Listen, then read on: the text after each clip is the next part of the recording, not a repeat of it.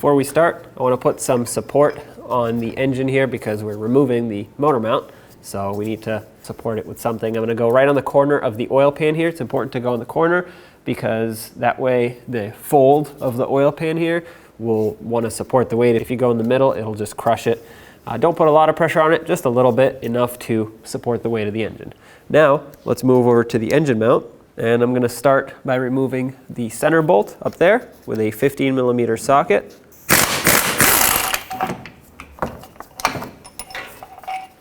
Now on the bottom you'll see two 16mm bolts. Remove both. Grab the engine mount, slide it out of here. There it is. Take the new engine mount, and it has this little tab here that went towards the front of the vehicle. Make sure the area is clean and free of debris. Slide this into place. Line up that little tab. Let's put the two bottom bolts in once the engine mount is lined up. Snug these up.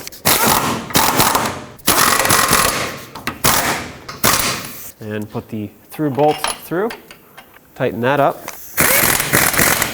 And now remove your support.